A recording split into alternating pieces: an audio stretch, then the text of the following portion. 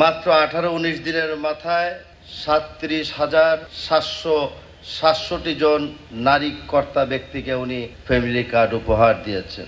একবারে এক রাস্তায় কাজ হবে, আবার 15 দিন পর একই জায়গায় আবার রাস্তা করে আরেক কাজ হবে, বিগত দিনের মতন না হয়। জনাব তারেক রহমান বলেছিলেন, আমাদের দল রাষ্ট্র পরিচালনার দায়িত্ব পেলে আমরা সর্বপ্রথম সারা বাংলাদেশে যারা অর্থনৈতিকভাবে অসচ্ছল, গরিব, তাদের পরিবারের নারী কর্তা ব্যক্তিকে আমরা একটি ফ্যামিলি কার্ড দিব। সরকারের মাত্র 18-19 দিনের মাথায় উনি তার সেই প্রতিশ্রুতি বাস্তবায়ন করেছেন গত মাসের 10ই মার্চ।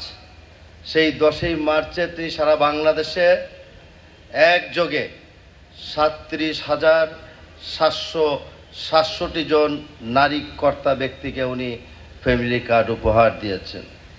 শুধু 37,000 নয়, সারা বাংলাদেশে প্রতিটি ঘরে ঘরে সেই ফ্যামিলি কার্ডটি পৌঁছে যাবে, এই পরিকল্পনা আছে। কিন্তু ফ্যামিলি কার্ড আমিও চাবো, আমার বাসায়ও যাবে, কিন্তু আমি সেই ফ্যামিলি কার্ড থেকে সুবিধা নিতে পারবো না। এখানে যারা উপস্থিত বসা সবাই পাবে, আপনারা যারা আছেন সবাই পাবেন, কিন্তু ফ্যামিলি কার্ড দিয়ে যারা অর্থনৈতিকভাবে সচ্ছল, যারা ভালোভাবে চলাফেরা করতে পারে বা যাদের কোনো অভাব অনটন নেই, তারা সেই ফ্যামিলি কার্ড থেকে বেনিফিট পাবেন না। যারা অর্থনৈতিকভাবে অসচ্ছল, গরিব, তারা বেনিফিট পাবে। অর্থাৎ জনগণকে দেওয়া একটা সম্মান, সেই কার্ড স্বরূপ আপনি একটা পাবেন। আমি একজন ঢাকা উত্তর সিটি কর্পোরেশনের প্রশাসক হিসেবে মাননীয় প্রধানমন্ত্রী ওনার পাশে আমাকে রেখেছিলেন মঞ্চে, এবং উনি বিশ্বাস করে ভালোবেসে ঢাকা 15 আসনের জন্য উনি স্পেশালি ঢাকা বিভাগের মধ্যে 17 আসন এবং এই 15 আসনকে কিনে ফ্যামিলি কার্ড দিয়েছেন। দ্বিতীয় দফায় সকালে উদ্বোধন, মাননীয় প্রধানমন্ত্রী ওখান থেকে একযোগে উদ্বোধন করলেন।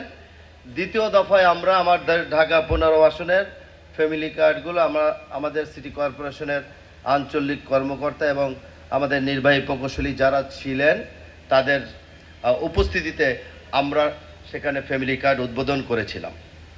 আমাদের যেই কথাগুলো দিয়েছি আমরা সেগুলোকেই বাস্তবায়ন করছি। এরপরে মাননীয় প্রধানমন্ত্রী যতগুলো কথা দিয়েছেন প্রতিটি কথা উনি পর্যায়ক্রমে সময় ক্ষেপণ, কাল ক্ষেপণ না করে উনি কিন্তু বাস্তবায়ন করছেন। মাননীয় প্রধানমন্ত্রী তার বিশ্বাস, নগর উন্নয়নে আমার প্রতি আস্থা রেখে আমাকে একটা বড় দায়িত্ব দিয়েছে। সেই দায়িত্বভার নিয়ে আমার সিটি কর্পোরেশনের প্রতিটি কর্মকর্তাকে নিয়ে আমি এগিয়ে যাচ্ছি। যদি এই সহযোগিতাটুকু না থাকতো তাহলে এই অল্প সময়ের মধ্যে হয়তো বা এই রাস্তার উদ্বোধনটা আমি করতে পারতাম না। কাজ হবে সমন্বয় করে, একবারে এক রাস্তায় কাজ হবে, আবার 15 দিন পর একই জায়গায় আবার রাস্তা করে আরেক কাজ হবে, সেই কাজটা যাতে বিগত দিনের মতন না হয়।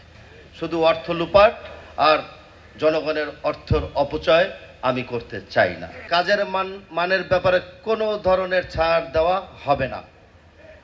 2, কোনো ঠিকাদার যদি কাজের মান ভালো করে এবং এলাকার মানুষের কাছে প্রশংসিত হয় তাকে সিটি কর্পোরেশনের পক্ষ থেকে স্পেশাল পুরস্কৃত করা হবে।